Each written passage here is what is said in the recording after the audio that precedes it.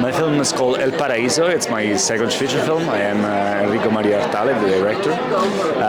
The movie was presented in Venice Film Festival last year, where it won Best Screenplay and Best Actress in the Orizzonti section. And now we're very excited to premiere in the US finally. It's a mother and son love story, let's say. Quite complex, morbid, full of love but full of obsession at the same time. Set within the background of drug trafficking between Italy and Colombia.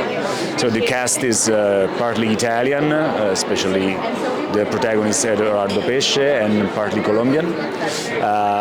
The language of the film is also like a mixture of Roman and Colombian, because I wanted the two, the mother and son, to speak their own language, so to say, to tell how much they are living in their own bubble. And it's quite a personal film, because I was coming out of the process of doing a documentary about my father, and what I understood more by doing that film was the relationship about my mother. So I tried to explore those feelings, and I tried to plunge into it, but at the same time I wanted to transfigure it into something pretty far away from my personal experience. And so that's the way we started dealing with the drug trafficking, with the addiction, and all those themes that came to be pretty important in the film.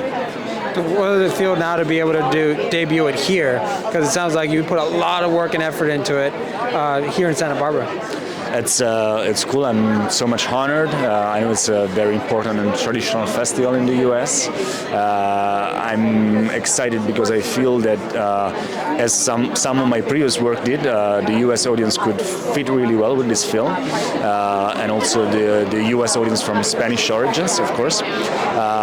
And so I'm really thrilled to see the reaction, and I'm also thrilled to eventually meet Mark Ruffalo tonight. It's like my favorite actor ever. So I mean, that's a plus, but it's great that you're premiering a film. How long did you work on the film? Well, if I consider writing and financing at the same time, it's been like almost 7 years. Yeah, a long time. And then, of course, prepping and shooting becomes so much shorter, but that's the way it is. I also wrote the movie, so I was involved from the beginning, of course. It's been a long journey. What were some of the things going on with you and your family that really inspired you to start actually the documentary and then move to this feature? The documentary the thing is, like, I met my father for the first time when I was 25 years old, and the time I met is the documentary. Like, I did a movie about the first meeting I had with him. And so, on the contrary, I've lived all my youth with my mother, and at a certain point I felt that this was a very strong relationship, but somehow it could be dangerous as well, for how strong it was. Actually, I went out of my mother's house when I was 23, so it was kind of normal from then. But I tried to imagine how would it be in the life of a man who's going out of, who's never going out of his family's out until he's 40 somehow. So there's a lot of jealousy in it. There's a lot of symbiotic dynamic, I would say. But at the same time, there is love. There is always love. The film tries to not to express any judgment on those characters, even if their behavior could be pretty strange at some point. But I don't want to make any other spoiler, because there is one crazy thing that happens at some point. It's interesting, that family dynamic, because sometimes you can't really judge characters, because a mother, a father, a son, anyone, they do what they do for different reasons at different time periods in their lives, and I think that's the right approach.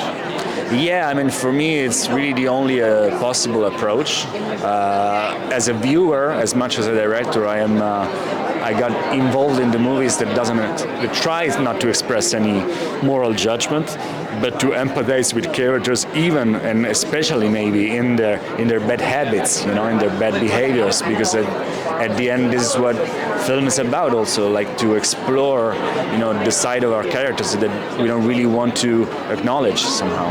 So for me, it was that, and for the actors, it was that as well. I mean, it was crucial not to have shame on this set, because the dynamics that we were trying to depict, most of the people would say, I bet they were kind of shameful, you know. But we need to assume it as something that came out of a feeling, of a legitimate feeling. Sounds fantastic. I can't wait to watch it. Thank you so much. No, thank you for stopping by. It's really you. nice to meet you. See you.